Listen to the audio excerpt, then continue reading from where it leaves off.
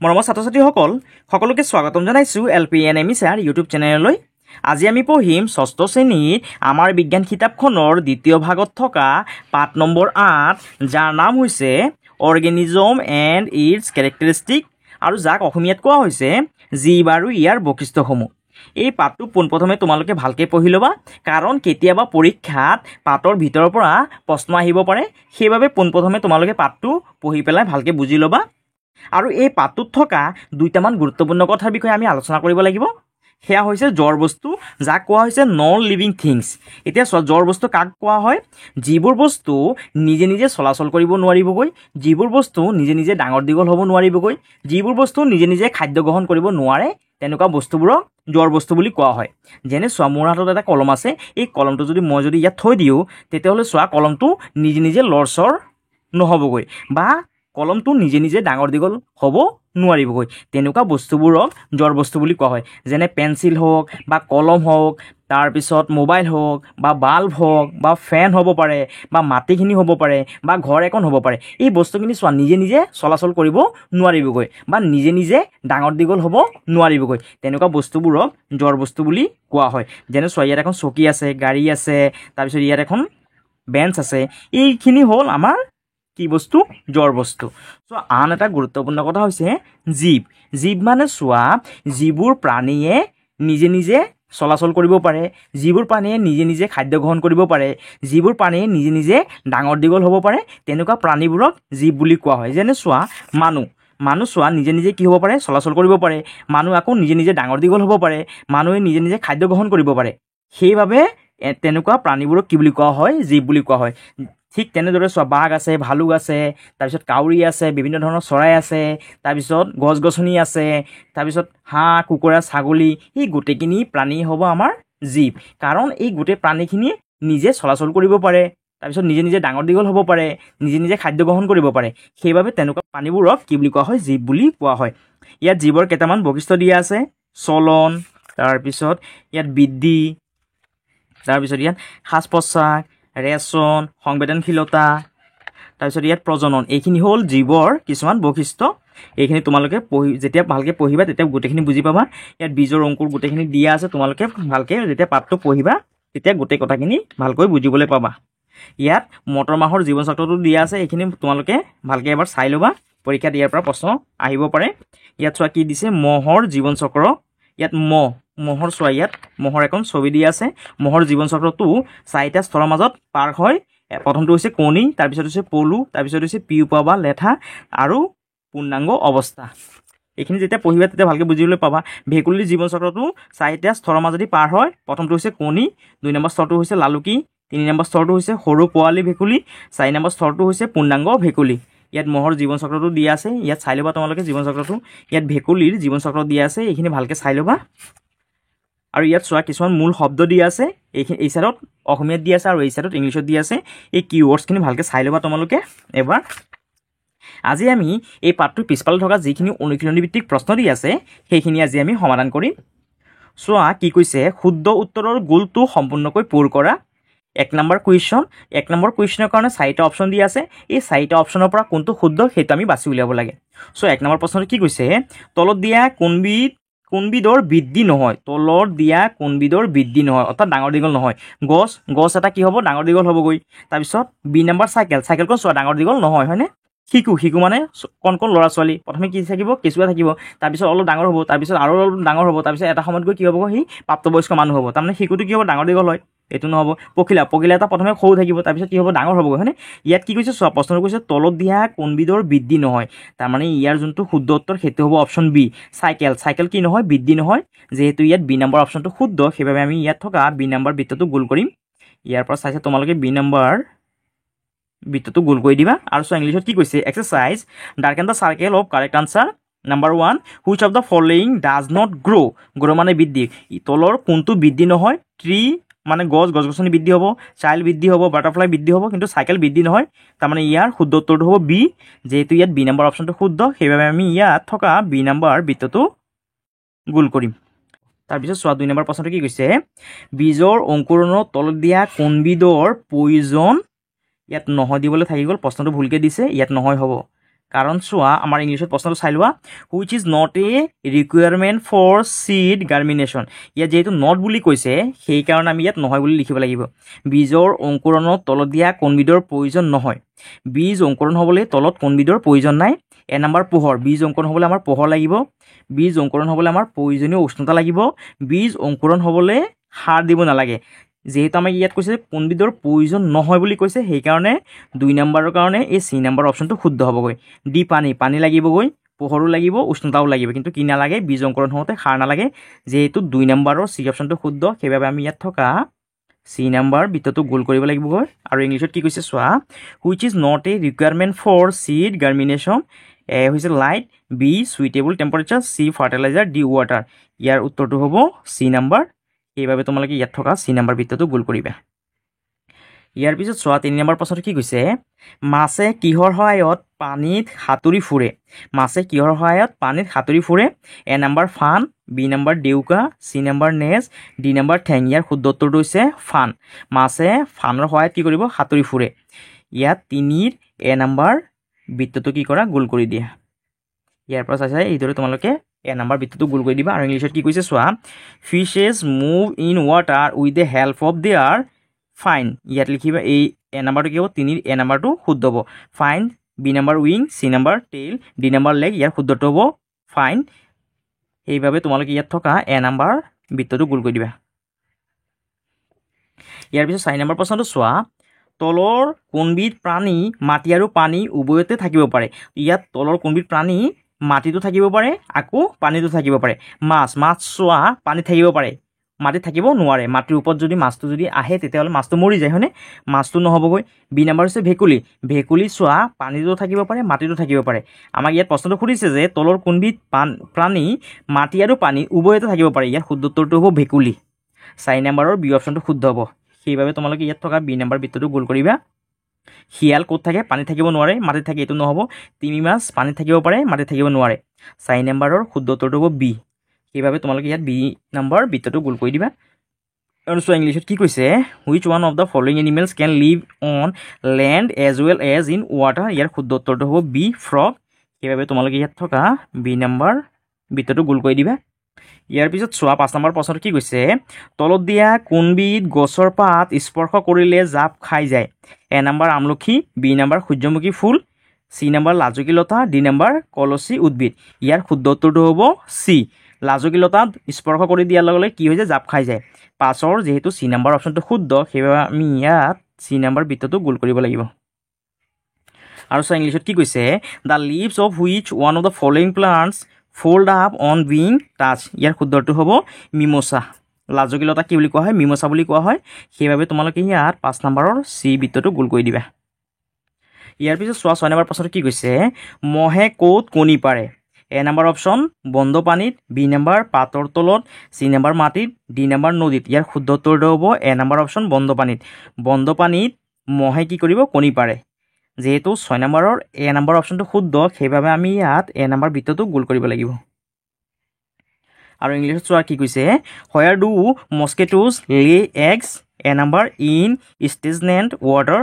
B under leave C on land D number river ইয়াৰ শুদ্ধ উত্তৰটো হ'ব এ নম্বৰ অপশ্যন সেইবাবে ইয়াত এ নম্বৰ বৃত্তটো তোমালোকে গোল কৰি দিবা ইয়াৰ পিছত 7 নম্বৰ প্ৰশ্নটো চোৱা লালুকিৰ গাত তলৰ কোনটো দেখা যায় এ নম্বৰ ঠেং আৰু জলকুম বি নম্বৰ নেজ আৰু জলকুম চি নম্বৰ হাপা আৰু নেজ ডি নম্বৰ কেৱল জলকুম ইয়াৰ শুদ্ধ উত্তৰটো হ'ব অপশ্যন বি লালুকিৰ গাত নেজ আৰু জলকুম দেখা যায় যেহেতু ইয়াত বি নম্বৰ অপশ্যনটো শুদ্ধ সেইবাবে তোমালোকে ইয়াত বি নম্বৰ বৃত্তটো গোল কৰি দিবা আৰু চোৱা ইংলিছত কি কৈছে which of the following is seen in a tadpole A number legs and gills B number tail and gills C number lungs and tail D number only gills ইয়াৰ শুদ্ধ উত্তৰটো হ'ব বি নম্বৰ সেইবাবে তোমালোকে ইয়াত বি নম্বৰ বৃত্তটো গোল কৰি দিবা এইটো হ'ল আমাৰ 7 নম্বৰ প্ৰশ্নৰ উত্তৰ ইয়াৰ পাছত 8 নম্বৰ প্ৰশ্নটো চোৱা এ স্তম্ভৰ লগত বি স্তম্ভ মিলোৱা অৰ্থাৎ এই স্তম্ভ এৰ লগত স্তম্ভ বিটো মিলাব লাগে এ নম্বৰ চোৱা কি লিখা আছে ফুল ফুলাৰ লগত এই উদ্ভিদৰ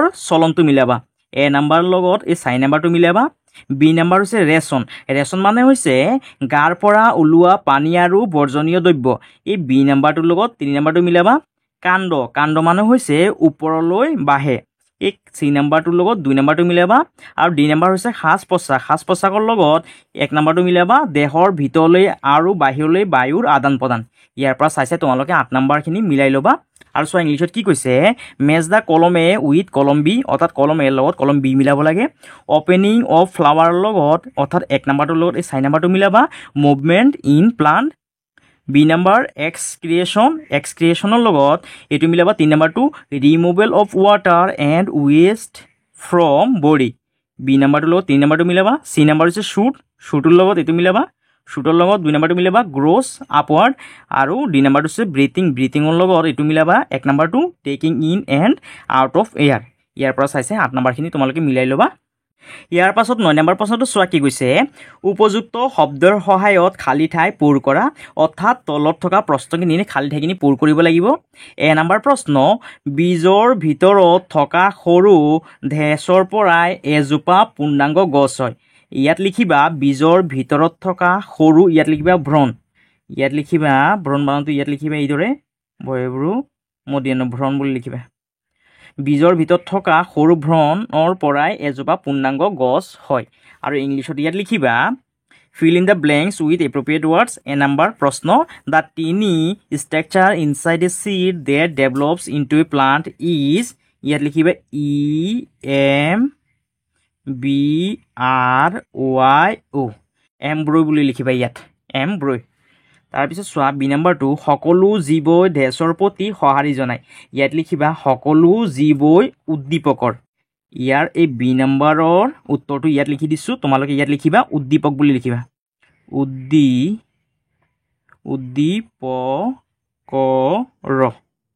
উদ্দীপকৰ, সকলো জীৱই উদ্দীপকৰ প্ৰতি সঁহাৰি জনায়। আৰু ইংলিছত লিখিবা all living beings respond to stimuli, STIMULI, মুলি। বি নাম্বাৰটো লিখিবা ষ্টিমুলি বুলি লিখিবা। ইয়াৰ পিছত চোৱা চি নাম্বাৰ প্ৰশ্ন, ঢেঁচ পূৰ্ণাংগ মলৈ পৰিৱৰ্তন হয়। ইয়াৰ উত্তৰটো লিখিবা পিউপা। চি নাম্বাৰৰ উত্তৰটো লিখিবা পিউপা, পি প আকাৰে পা বুলি লিখিবা। পিউপা পূৰ্ণাংগ মহলৈ পৰিৱৰ্তন হয়। ইয়াত যদি তোমালোকে ধৰিব নোৱাৰিছা তেতিয়াহ'লে মই ইয়াত লিখি দিছোঁ চি নাম্বাৰটো পিউপা বুলি লিখিবা। এইদৰে পি প আকাৰে পা বুলি লিখিবা পিউপা। আৰু চোৱা ইংলিছত কি লিখিবা, দ্য ঢেঁচ transforms into an adult mosquito. ইয়াত লিখিবা চি নাম্বাৰৰ উত্তৰটো ইয়াত লিখাই দিছোঁ পুপা বুলি লিখিবা, PUPA বুলি লিখিবা pupa. The pupa transforms into an adult mosquito. C নাম্বাৰৰ উত্তৰটো হ'ব পুপা। তাৰপিছত চোৱা ডি নাম্বাৰটো কি কৈছে, চৰাই উৰিব পাৰে, ই হৈছে ঢেঁচৰ এটা বৈশিষ্ট্য। ই লিখিবা চৰাই উৰিব পাৰে, ই হৈছে ইয়াত লিখিবা জীৱ, জীৱৰ এটা বৈশিষ্ট্য বুলি লিখিবা। আৰু ইংলিছত লিখিবা লিভিং থিংছ ডেছ অভাৰ টাইম। ইয়াত লিখিবা ডি নাম্বাৰটো এইটো হয়নে, D number. Birds can fly which is a characteristic of, ইয়াত লিখিবা লিভিং। ডি নাম্বাৰৰ উত্তৰটো হ'ব living, LIVING, living. Birds can fly which is a characteristic of living things. D নাম্বাৰৰ উত্তৰটো ইয়াত লিভিং বুলি লিখিবা। তাৰপিছত চোৱা ই নাম্বাৰটো কি কৈছে, সময়ৰ লগে লগে জীৱৰ ঢেঁচ হয়। ইয়াৰ উত্তৰটো লিখিবা ই নাম্বাৰৰ উত্তৰটো লিখিবা বৃদ্ধি। ই নাম্বাৰৰ উত্তৰটো লিখিবা বৃদ্ধি। সময়ৰ লগে লগে জীৱৰ বৃদ্ধি হয়। আৰু ইংলিছত কি কৈছে চোৱা লিভিং থিংছ ডেছ অভাৰ টাইম। ইয়াত লিখিবা লিভিং থিংছ গ্ৰ' লিখিবা ইয়াত গ্ৰ', GROW, গ্ৰ' অভাৰ টাইম। ই নাম্বাৰৰ উত্তৰটো যদি তোমালোকে ইয়াত যদি ধৰিব নোৱাৰিছা তেতিয়াহ'লে মই ইয়াত লিখি দিছোঁ গ্ৰ' বুলি লিখিবা, GROW বুলি লিখিবা গ্ৰ'। ইয়াৰ পিছত চোৱা 1 নম্বৰটো কি কৈছে, মহে ঢেঁচ আৰু ঢেঁচ বেমাৰৰ বীজাণু কঢ়িয়ায়।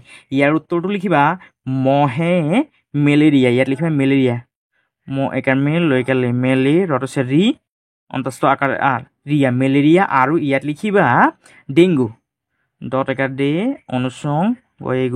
ডেংগু। যদি ইয়াত মেলেৰিয়া বানানটো ধৰিবলৈ অসুবিধা হৈছে তেতিয়াহ'লে মই ইয়াত লিখি দিছোঁ মেলেৰিয়া বানানটো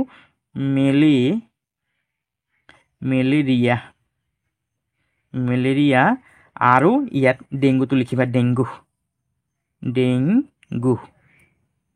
ইয়াৰ পৰা চাইছে তোমালোকে লিখি দিবা মহে মেলেৰিয়া আৰু ডেংগু বেমাৰৰ বীজাণু কঢ়িয়াই আৰু ইংলিছত চোৱা কি কৈছে dash and dash disease are transmit by mosquito ইয়াত লিখিবা মেলেৰিয়া এফ নাম্বাৰৰ উত্তৰটো ইয়াত লিখাই দিছোঁ মেলেৰিয়া বানানটো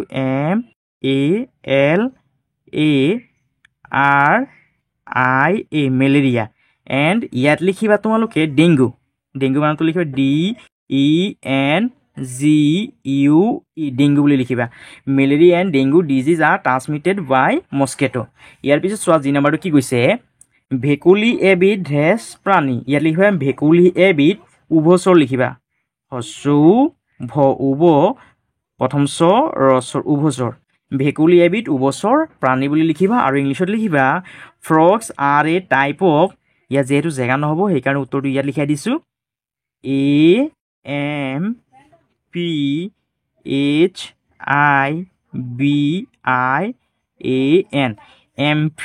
এম্ফিবিয়ান frogs are a type of amphibian animal এইটো হ'ল আমাৰ যি নম্বৰ প্ৰশ্নৰ উত্তৰ আৰু অসমীয়াত হ'লে লিখিবা উভচৰ বুলি লিখিবা আৰু এইখিনি আছিল আমাৰ 9 নম্বৰৰ অৰ্থাৎ 9 নম্বৰ প্ৰশ্নৰ উত্তৰ ইয়াৰ পাছত 10 নম্বৰ প্ৰশ্নটো চোৱা কি কৈছে ভেকুলীৰ জীৱন চক্ৰত পোৱা স্তৰসমূহ শুদ্ধ ক্ৰমত লিখা এ নম্বৰ কণী লালুকি পোৱালি ভেকুলী বি নম্বৰ পোৱালি ভেকুলী লালুকি কণী চি নম্বৰ কণী পোৱালি ভেকুলী ডি নম্বৰ লালুকি পোৱালি কণী ভেকুলী ইয়াত প্ৰশ্নটো কি কৈছে চোৱা ভেকুলীৰ জীৱন চক্ৰত পোৱা স্তৰসমূহ শুদ্ধ ক্ৰমত লিখা চোৱা আমি অলপ আগতে পাইছিলোঁ ভেকুলীৰ জীৱন চক্ৰটো আমাৰ ইয়াত কিতাপত দিয়া আছে চোৱা ভেকুলীৰ জীৱন চক্ৰটোৰ প্ৰথম স্তৰটোত কি থাকে কণী থাকে চোৱা কণী ক'ত আছে কণী এ নম্বৰ অপশ্যনটোত আছে আৰু চি নম্বৰটো আছে তাৰমানে বি নম্বৰটো নহ'ব ডি নম্বৰটো নহ'ব চোৱা প্ৰথম কি আছে কণীৰ পিছত স্তৰ 2 কি আছে লালুকি এতিয়া চোৱা ইয়াত কণী ইয়াত লালুকি আছে ইয়াত কণী আৰু পোৱালি ভেকুলী আছে তাৰমানে এইটো নহ'ব তাৰমানে আমাৰ এ নম্বৰ অপশ্যনটো শুদ্ধ হ'বগৈ ভেকুলীৰ জীৱন চক্ৰত পোৱা স্তৰসমূহ শুদ্ধ ক্ৰমত লিখা প্ৰথম হ'ব কণী তাৰপিছত আহিব লালুকি তাৰপিছত আহিব পোৱালি ভেকুলী তাৰপিছত আহিব ভেকুলী 10ৰ এ নম্বৰ অপশ্যনটো শুদ্ধ হ'বগৈ আৰু ইংলিছত চোৱা কি কৈছে 10 number select the correct order in the life cycle of a frog ইয়াৰ শুদ্ধ উত্তৰটো হ'ব এ নম্বৰ প্ৰথম আহিব এগ তাৰপিছত আহিব টেডপল তাৰপিছত আহিব ফ্ৰগলেট তাৰপিছত আহিব ফ্ৰগ 10ৰ এ নম্বৰটো শুদ্ধ সেইকাৰণে এ নম্বৰ অপশ্যনটোত শুদ্ধ চিন দিবা ইয়াৰ পাছত চোৱা 11 নম্বৰ প্ৰশ্নটো কি কৈছে পূৰ্ণাংগ ভেকুলীয়ে কিহৰ সহায়ত উশাহ নিশাহ লয় হাওঁফাওঁ নে জলকুম ইয়াৰ উত্তৰটো তোমালোকে এইদৰে লিখিবা পূৰ্ণাংগ ভেকুলীয়ে হাওঁফাওঁৰ সহায়ত উশাহ নিশাহ লয় অৰ্থাৎ পূৰ্ণাংগ ভেকুলীয়ে হাওঁফাওঁৰ জৰিয়তে কি লয় উশাহ নিশাহ লয় এইটো হ'ল আমাৰ 11 নম্বৰ প্ৰশ্নৰ উত্তৰ অসমীয়া তোমালোকে ইয়াৰ পৰা চাইছে ধুনীয়াকৈ লিখি ল'বা ইয়াৰ পিছত চোৱা 11 নম্বৰ প্ৰশ্নটো কি কৈছে ইংলিছত number 11 what does an adult frog use to breathe lungs or gills ইয়াৰ উত্তৰটো তোমালোকে এইদৰে লিখিবা ইংলিছত an adult frog uses to lungs two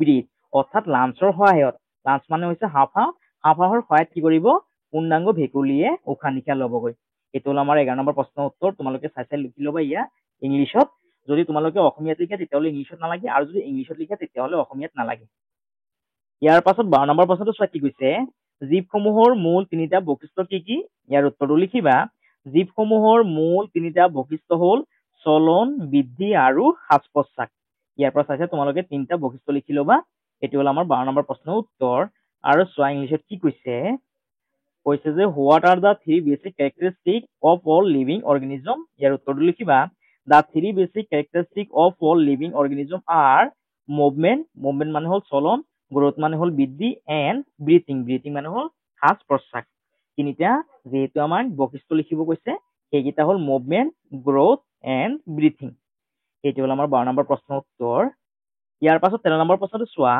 বহু প্ৰাণীৰ দৰে গাড়ী এখনো চলনক্ষম হোৱা সত্ত্বেও ইয়াক জড় বুলি গণ্য কৰা হয় কিয় ইয়াৰ উত্তৰটো তোমালোকে এইদৰে লিখিবা বহু প্ৰাণীৰ দৰে গাড়ী এখনো চলনক্ষম হোৱা সত্ত্বেও ইয়াক জড় বুলি গণ্য কৰা হয় কাৰণ গাড়ীয়ে বংশবৃদ্ধি নকৰে অৰ্থাৎ গাড়ী এখনে আন এখন গাড়ী জন্ম দিব নোৱাৰে গাড়ী বৃদ্ধি নহয় অৰ্থাৎ গাড়ীখন ডাঙৰ দীঘল নহয় গাড়ীয়ে মানুহৰ নিচিনা শ্বাস প্ৰশ্বাস গ্ৰহণ কৰিব নোৱাৰে অৰ্থাৎ নকৰে গাড়ীয়ে মানুহৰ নিচিনা শ্বাস প্ৰশ্বাস গ্ৰহণ নকৰে আদি কাৰণত গাড়ীখনক কি বুলি কোৱা হয় জীৱ নকৈ জড় বুলি গণ্য কৰা হয় এইটো হ'ল আমাৰ 13 নম্বৰ প্ৰশ্নৰ উত্তৰ তোমালোকে চাইছে ইয়াৰ পৰা লিখি ল'বা আৰু চোৱা ইংলিছত কি কৈছে like animals a car can also move but it is not considered as a living organism give two reason ইয়াৰ উত্তৰটো লিখিবা like animal a car can also move but it is not considered as a living organism. Two reason are, ইয়াত তিনিটা কাৰণ লিখি দিয়া হৈছে, তোমালোকে ইয়াৰ পৰা যিকোনো দুটা কাৰণ লিখি ল'বা। Car do not reproduce, car do not grow', অৰ্থাৎ কাৰ নিজে নিজে ডাঙৰ দীঘল হ'ব নোৱাৰে, কাৰে নিজে নিজে বংশবৃদ্ধি কৰিব নোৱাৰে, সেইবোৰ কাৰণত কাৰক জীৱ নকৈ কি বুলি কোৱা হয়, জড় বুলি কোৱা হয়। এইটো হ'ল আমাৰ 13 নম্বৰ প্ৰশ্ন উত্তৰ ইংলিছত। ইয়াৰ পৰা চাইছে তোমালোকে লিখি ল'বা। ইয়াৰ পাছত 14 নম্বৰ প্ৰশ্নটো চোৱা, জীৱৰ বাবে বংশবৃদ্ধি কিয় প্ৰয়োজন? ইয়াৰ উত্তৰটো লিখিবা। জীৱৰ বাবে বংশবৃদ্ধিৰ প্ৰয়োজন কাৰণ প্ৰজনন প্ৰক্ৰিয়াৰ দ্বাৰা বংশৰ ধাৰাবাহিকতা চলি থাকে। প্ৰজনন অবিহনে এটা প্ৰজাতিৰ অৱশেষত বিলুপ্তি হৈ যায়। যেতিয়া জীৱবোৰৰ মাজত প্ৰজনন হৈ থাকিব, তেতিয়া জীৱবোৰ এই পৃথিৱীত ধাৰাবাহিকভাৱে জীয়াই থাকিব। যেতিয়াৰ পৰা জীৱবোৰৰ মাজত প্ৰজনন কমি যাবগৈ বা প্ৰজনন নাইকিয়া হৈ যাব, তেতিয়া এই পৃথিৱীৰ পৰা যিবোৰ জীৱ আছে সেইবোৰ এদিন নহয় এদিন নাইকিয়া হৈ যাবগৈ। এইটো হ'ল আমাৰ 14 নম্বৰ প্ৰশ্নৰ উত্তৰ। ইয়াৰ পৰা চাইছে ধুনীয়াকৈ লিখি ল'বা। আৰু চোৱা ইংলিছত কেনেদৰে লিখিবা। Number 14, why is reproduction important for organism? ইয়াৰ উত্তৰটো লিখিবা। Reproduction is important for organism because it is necessary for the continuity of life. Without reproduction, a species would eventually become extinct. অৰ্থাৎ পৃথিৱীৰ পৰা যেতিয়া কি হ'ব, প্ৰজনন নাথাকিব, তেতিয়া পৃথিৱীৰ পৰা যিবোৰ কি আছে জীৱ আছে সেইবোৰ লাহে লাহে বিলুপ্তি হৈ যাবগৈ। এইটো হ'ল 14 নম্বৰ প্ৰশ্নৰ উত্তৰ। ইয়াৰ পৰা চাইছে তোমালোকে ধুনীয়াকৈ লিখি ল'বা ইংলিছত। চ 15 নম্বৰ প্ৰশ্নটো কি কৈছে, ভেকুলীৰ জীৱন চক্ৰৰ বিভিন্ন দশাসমূহৰ নাম লিখা। ইয়াৰ উত্তৰটো লিখিবা। ভেকুলীৰ জীৱন চক্ৰৰ বিভিন্ন দশাসমূহৰ নাম হ'ল, প্ৰথমে কণী পাৰিব ভেকুলীয়ে, তাৰপিছত ইয়াৰ পৰা কি ওলাব, লালুকি ওলাব, তাৰপিছত এই লালুকিৰ পৰা পোৱালি ভেকুলী হ'ব, আৰু এই পোৱালি ভেকুলীৰ পৰা কি হ'ব, লাষ্টত ভেকুলী হ'বগৈ। এইটো হ'ল আমাৰ ভেকুলীৰ জীৱন চক্ৰৰ দশাসমূহ। ইয়াৰ পৰা চাইছে তোমালোকে লিখি ল'বা। ভেকুলীৰ জীৱন চক্ৰৰ বিভিন্ন দশাসমূহ হ'ল কণী, লালুকি, পোৱালি ভেকুলী আৰু ভেকুলী। অৰ্থাৎ 4টা কি আছে, দশা আছে। ইয়াৰ পৰা চাইছে তোমালোকে এইখিনি লিখি ল'বা। এইটো হ'ল আমাৰ 15 নম্বৰ প্ৰশ্নৰ উত্তৰ। আৰু চোৱা ইংলিছত কি কৈছে, name the different stages of the life cycle of a frog. ইয়াৰ উত্তৰটো লিখিবা। The different stages of the life cycle of a frog are egg, tadpole, froglet and frog. এইটো হ'ল আমাৰ 15 নম্বৰ প্ৰশ্নৰ উত্তৰ ইংলিছত। ইয়াৰ পৰা চাইছে তোমালোকে লিখি ল'বা। ইয়াৰ পাছত 16 নম্বৰ প্ৰশ্নটো চোৱা, মহৰ জীৱন চক্ৰৰ ছবি আঁকা। ইয়াৰ উত্তৰটো তোমালোকে এইদৰে লিখিবা। চোৱা ইয়াত এখন কি আছে, মহৰ জীৱন চক্ৰৰ ছবি আঁকি দিয়া আছে। ইয়াৰ পৰা চাইছে তোমালোকে এই ছবিখন অংকন কৰি ল'বা। মহৰ জীৱন চক্ৰৰ 4টা স্তৰ আছে। প্ৰথম স্তৰটো হৈছে কণী পাৰিব মহে, তাৰপিছত কি কৰিব, কণীৰ পৰা কি ওলাব, পলু ওলাব, তাৰপিছত পলুৰ পৰা পিউপা বা লেটা ওলাবগৈ, আৰু এই পিউপা বা লেটাৰ পৰা কি হ'ব, পূৰ্ণাংগ মাইকী মহ হ'বগৈ। এইটো হ'ল আমাৰ মহৰ জীৱন চক্ৰ। তোমালোকে ইয়াৰ পৰা চাইছে ধুনীয়াকৈ এই ছবিখন অংকন কৰি দিবা। এয়া হৈছে 16 নম্বৰ প্ৰশ্নৰ উত্তৰ। আৰু চোৱা ইংলিছত কি কৈছে, draw the diagram of the life cycle of a mosquito.